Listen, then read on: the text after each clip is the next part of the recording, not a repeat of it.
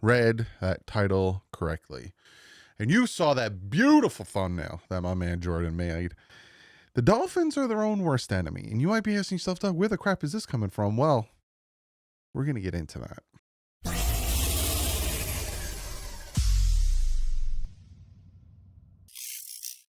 What is up, Fin fans? So, Mike McDaniel had a presser today, and he said something that I found, it bothered me a little bit, obviously, as if it didn't, I wouldn't have gone on this whole tangent of making this entire video, where I kind of was like, you know what, we're really shooting ourselves in the foot over and over and over again. So we're going to jump into that, and we are going to react to Kurt Warner's video. Now, I'm not going to do the whole video because it's 30 minutes long, but we're going to look at the first couple of minutes of it and see him break it down and his thought process on the interception and all that stuff. So I threw that in this video. But real quick, I have to shout out today's sponsor, and the sponsor of the channel, and the sponsor of the football season, and that is Sleeper.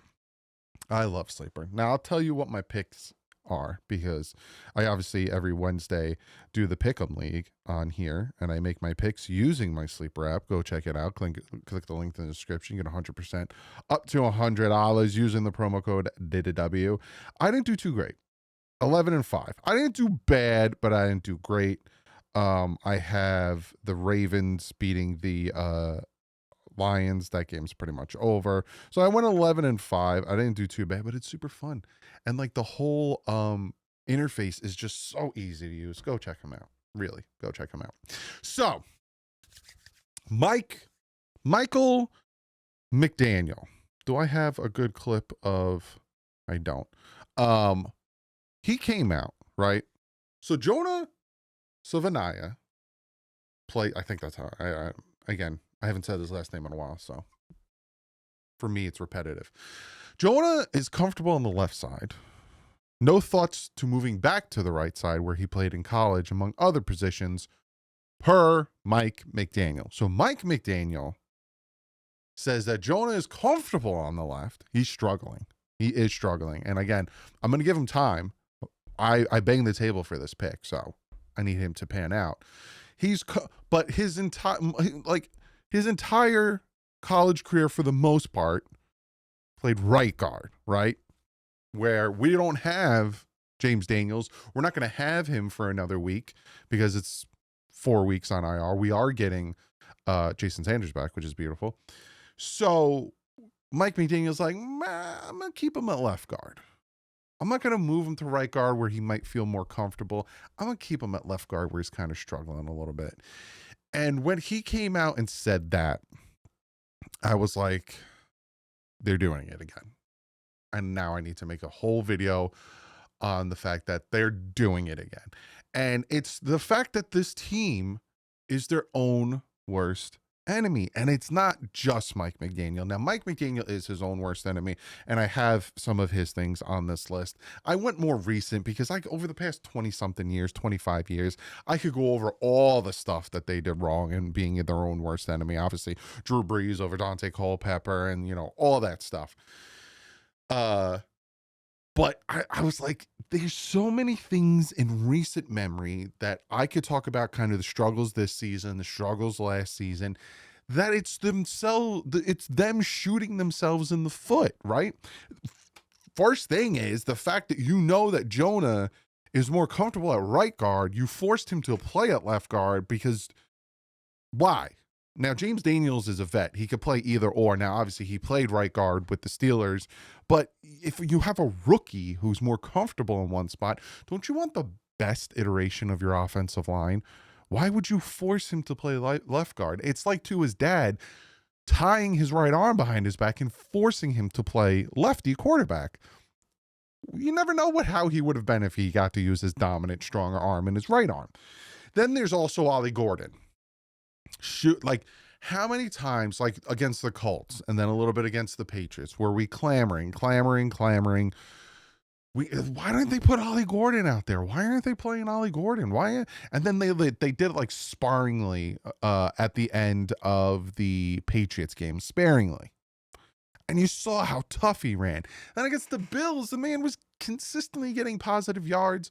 We get down there, and again, we're going to look at the interception, and just you didn't run the ball. Again, shooting yourself in the foot. It's like the Chiefs game in Germany. 2 rushes from Raheem Mostert got us down to the 31. We threw the ball 4 times. Like, why? And again, play calling for Mike McDaniel, shooting yourself in the foot. Prime example of those 2 instances that I'm talking about. Doing the cute bubble screens and not changing, shooting yourself in the foot. Darren Waller, going out and trading for him. Now, from my recollection, it is a 6th, but I think it depends on his play time. I think it's like contingent on his play time. But you had Noah Fant in the building, who ends up signing a $2.7 million contract with the Cincinnati Bengals. And you just bring Noah Fant in. It makes no sense. Again, shooting yourself in the foot, trading up for Liam Eichenberg instead of staying pat, keeping those picks, and drafting Creed Humphreys, who is a very good offensive lineman for the Kansas City Chiefs. Shooting yourself in the foot, not building around Tua properly. Now, obviously, people are going to say taking Tua over Justin Herbert. But here's my thought process on that. Whether it's Justin Herbert, whether it's Jordan Love, whether it's Jalen Hurts, it doesn't matter which quarterback came here. The Dolphins shoot themselves in the foot, right? Tua Tagovailoa, not a mobile quarterback, coming off a big hip injury. You know, you have this injury-prone quarterback who's banged up coming out of college. Your thought process should be, we have to build a team around him. We have to build a wall in front of him. They don't. Time and time again.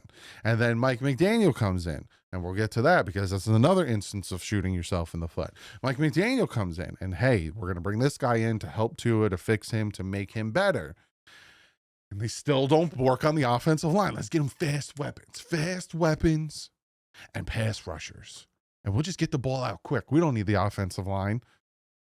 The offensive line ranked bottom 10 in pass block win rate 3 of the last 4 years. In the last 3 years, the offensive line had the second highest rate of holding penalties. The number 1 fastest time to sack of any offensive line, the number 1 highest rate of runs stuffed behind the line of scrimmage, the number 1 worst short yardage rush conversion. They also were the 6th cheapest in investing in the offensive line, and the 3rd least draft capital in the last 3 years. Again, you're more worried about it than we are. Another instance of I just watched the Detroit Lions, who have a fantastic offensive line, beat the Baltimore Ravens. And thank God, I had Montgomery and I had Andrews left to play, and I was down by like 15 points. They just killed it. Montgomery himself won me the game because they had a run game, because they had an offensive line in front of them, right? The secondary this year, we'll figure it out. We're gonna have the young guys play. They didn't do anything. And then push comes to shove, they bring in Rasul Douglas. So now your starting 2 corners are Rasul Douglas and not Mike Hilton, because Mike Hilton's gone. Rasul Douglas and Jones. Whereas the whole offseason, you are like, we're good with what we have in the young guys. And then you go out and it just doesn't make sense. It doesn't. And then you got the pigeonholing of the head coach. Because again, you went out, you fired Brian Flores, you don't fire Chris Greer, shooting yourself in the foot, your own worst enemy. You go out and you cast the net and you say, we're looking for a head coach, everybody. Miami Dolphins looking for a head coach, but just so you know, Chris Greer is not going anywhere. But who wants to be a Dolphins head coach? But also, just so you know, you have to keep Boyer as your defensive coordinator. But who wants to be our head coach? Hey, it's Miami. Oh, also, you have to work with Tua. You have to fix him. You got to make sure. So who really wants, and everything we kept saying, just until it was a big beaming light. And then everything we just kept saying to Mike McDaniel. And Mike McDaniel's like, I'll do it. No one else is interviewing me. I'll fix Tua. And he did, for the most part. And again, we will look at Kurt Warner's film breakdown in 2 seconds. But it's just this team over and over and over again shoots themselves in the foot. They are their own worst enemy in making the wrong decisions over and over and over again. And it's mind-boggling. And it really triggered this conversation because you have a guy who all of his college career, or let's say most, because, you know, there's going to be nitpickers who are going to be like, technically, he took a game snapping at left guard, blah, blah, blah. At right guard, that's his comfortable position. You wouldn't take Austin Jackson, who we drafted, and put him at left tackle if throughout his whole career he's a right tackle. Plain and simple. I don't remember what offensive lineman said it, but they asked him about going from left tackle to right tackle, and he's like, it's like wiping your butt with one hand and then having to use the other. The way that moves, you have to completely learn to kick out your one foot versus kicking out your other foot. And your momentum is completely different from your whole college career. Just imagine your whole career. You kick your right foot out and you go to your right. Bam, bam, bam. Just repetitive. Dun, dun, dun, dun, dun, dun, dun, just constantly going this way. Then you go to the pros and they're like, all right, we now need you to go this way. And you're just like, oh, this feels weird and awkward for me to kick my left foot out. And oh. That's what they're doing. And again, it's another instance of Mike McDaniel just being like, nah, we're gonna stick with it because we think he'll be fine. He's just gonna be A-okay. I hope so, because like I said, Jonah, you guys know I was banging the table. I wanted to trade up for him. They did. I was like, yes, we got our guy. We're gonna be sound on that left side. He's struggling. I'm not going to get it wrong. It is 3 weeks into the season, though, so let's pump the brakes a little bit, but he is definitely struggling. I will say this, though, Patrick Paul, so far looks good. Now, does he look like an all-pro? Does he look like Teron Armstead in his prime? Does he look like Laramie Tunsil in his prime? Not yet, but he looks good. He looks very good, so I'm happy with that. So, without further ado, let's react to Kurt Warner. Now, I have to make it small, because for the people who are patrons, you guys are going to get the film breakdown, I think, tonight or tomorrow, because the NFL likes to copyright claim me for using their footage, even though I pay for it. I'm still getting copyright claim.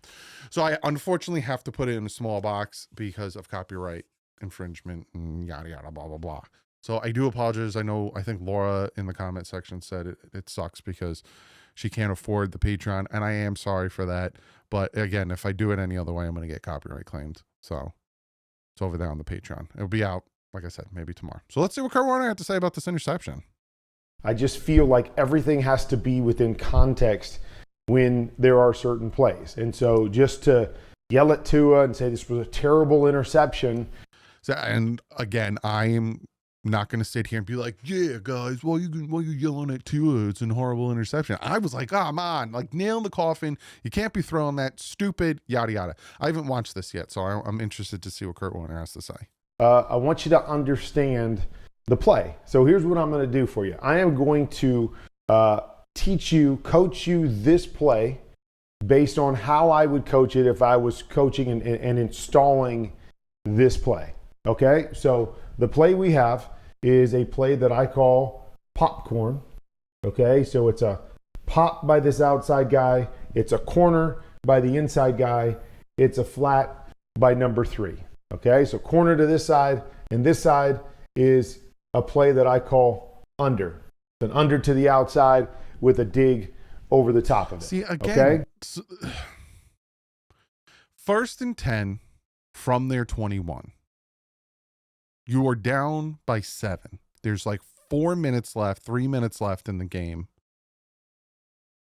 Why are you having 5 route combinations at this point? Why aren't you running the ball? Why isn't Ollie Gordon in here? Now, don't get me wrong, Devon Achane, fantastic, but Ollie Gordon should be in here. You could stay in the same formation to spread out the defense like it is, but you should be running the ball.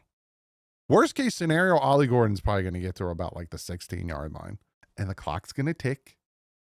It's going to force Buffalo to call timeouts, and it's, and you score, you go for 2. Like, honestly, you go for 2. I don't give a crap what anyone says. You go for 2. You don't let Buffalo get the ball back. Do what you did before halftime. Okay, this is why we don't throw the underside. Okay, because we've got an in coming right to this. That's what I'm saying. Like, Kurt Warner's talking about, Tanner Connor kind of affecting the linebacker, but like Tua has to throw it now because of the pressure that he's getting. Like, none of these guys are even near being able to run their route except for Jalen Waddle. Run the ball. I don't know why he didn't run the ball. Defender, we've got an under coming right to this defender. So that's why that's not a cover 3 beater. So with that not being a cover 3 beater, where can Tua go with the football? There's only one place that he can read this on this particular play. And that is, again, corner is dead. Davis White standing back there. He's taking away the corner out. All right? So he's dead right there. So there's only one thing Tua can do. He's got to read this outside linebacker. It's the other thing. Oh, well, you're staring down your receiver. It's not called staring down your receiver. That's what he said in the postgame. Tua said he looked over here trying to draw the corner out so he can throw it to Jalen Waddle. But he didn't see the linebacker coming down because he had a big old man. Unless it's a solo receiver that's all by himself and you're looking at him the entire time. Reading a defense is not staring down your receiver. Tua needs to see this outside linebacker as fast as he can because he's going to have to throw the pop right behind it as fast as he can, because now, instead of it being a great play design, now it's, okay, you got to read it and beat the Mike linebacker with the throw. That's your job now, Tua. That's what you have to do. Oh, yeah, and by the way, you got a guy in your face as well. But that's your job here. No, we don't have an answer if the Mike linebacker pushes through. We don't have that on this play. So you have to beat the Mike linebacker with the throw, okay? The other thing, like I said, I'd love this guy to be a little bit wider, but he's not. And so all of these things play to, okay, this guy, once he gets outside of the pop, Tua's job is to throw the pop. You see it right here. He's hit his back foot. He's ready to throw this. Waddle hasn't even turned around yet. He is doing everything as fast as he can possibly do it on this particular play to do what he has to do. There is no answer on this play because of this, who turns out to be the number 3 receiver. Because he doesn't run an in. Because he doesn't run a pop. We do not have a replacement route for the Mike linebacker pushing through this. Now, I know everybody wants to say, well, just take a sack, fall down, scramble. Those people don't get it, okay? What Tua is doing here is he's trusting what the coaches taught to get his guy open. I promise you that on this play, and if they didn't, then they're wrong. But I promise you on this play, because of this that I just showed you is covered up, where they're telling him if this guy drops down and this guy is in an off position, your read is this guy. I promise you they're telling him that. That's what you have to do is read this guy, and you're going to have to beat the Mike linebacker with the throw. That's what you got to do. So what's Tua doing? He's reading that guy, and he's getting the ball out as fast as he possibly can, trusting that this route will take care of the Mike, or my timing, based off what the coaches told me, will take care of the Mike. There is no way. So again, this is the next thing people want to do. Okay, so I'm going to read the outside linebacker, okay? And now go from that outside linebacker to this inside linebacker while you're trying to throw this fast, and make sure you see whether he's jumping it or not. I guarantee you, if you try to do that, he will jump it every time. If you're taking an extra tick to read the outside linebacker and then work to the inside linebacker, by that time, the Mike's going to... And you're also going to get sacked. To go from having to do all that stuff. Again, if Brunskill blocked his man, the whole different world. But he didn't. Be there. A good Mike is going to be there every time if you're trying to see him also. So if you did that, what you'd be doing is you'd just be bringing him right to the play because you're late on the play. Your guy's waiting. He's read everything else by that point. And so you're late. You help him. He gets the interception. Okay? So the people that say, well, you got to see him too, again, don't understand the game of football. Is you can't see everybody on the field. You don't have time based on the timing of these routes to see and read multiple guys. There are times you have to trust your coaches and the design of the play to get a guy open. Okay? Now, if we ran this, and this, okay, now I do have time to read the outside linebacker and then work to the first pop and feel or see this linebacker. Why do you have time now? Because if I'm late and he's pushed through, I've got an answer. Okay? I've got an answer. The other thing, if we're running an in here, okay? If we're running an in here, I actually read this the opposite. So if I'm running an in here, I would actually read this guy first. So by doing that, we attack him. We've got the in there, and he holds inside. All I need him to do is hold inside. Once he holds inside, I've got my isolation outside. If I look at him first, knowing I've got something replacing him, and he moves hard to take away this pop, as we showed here, boom, I don't have to worry about anything. I got my read, he moved, I'm throwing the in right behind him. Easy. The game has become easier on our quarterback by understanding the biggest problem and doing something to answer that problem. Miami doesn't do anything to answer the problem here. They do absolutely nothing with the route technique, with the actual route that we're running, with the spacing of the concept. Yet, what we're going to do is come back and say, Tua, this is awful. Tua, this is football 101. You can't do that in this particular play. I'm going to sit here and... So essentially, it's, again, I still think Tua, there's Tua, essentially what Kurt Warner's saying in layman's terms is he's trusting that what the coach told him the play is going to do because he doesn't have time to read both the guys, especially with a guy coming right at him. So essentially what Kurt Warner's saying is he trusts the process and he trusts his coaches. And I think that's why in his post, he was probably a little peeved at Mike McDaniel about that play. But again, it doesn't really excuse the other interceptions, and it doesn't really excuse kind of his sloppy play as of yet, because I said this in the post game because I see it now, but I'm also very like, just run the ball. Like, why? Again, I will go to my grave just constantly being like, I do it so many times. And again, that's why our own worst enemy is there's so many times where I'm like, why did you call that play? Why didn't this happen? Like, if this would have happened, if that would have happened, because that's just the nature of being a Dolphin fan. But I can see what Kurt Warner's talking about. Because again, you saw if Tanner Connor's running an in route, in the middle of the field, it pulls the linebacker over or it gives to it. But does it give to a time? Because moving on from Keon Smith and putting in Brunskill was smart, except for that play where he was one-on-one and got beat horribly. But overall, it's crying over spilt milk. We got the Jets on Monday night. It's a long week. So, I'll still do my preview. It's still going to be the same shebang. You get your picks Wednesday. You'll get your preview Friday. Maybe I'll do a special video Saturday. I don't know, being that, we have a little bit of time. And then we had a short week because we play Monday, and then we're heading to Carolina to take on the Panthers. Maybe we can chain together 2 wins and hit 2 and 3 and then take on the Chargers at home. Maybe. We'll see. But comment below, let me know what you think about my thought process on the fact that we're our own worst enemy and what you think about what Kurt Warner had to say. Other than that, I will see you tomorrow with the picks. But like usual, stay classy. FN's out.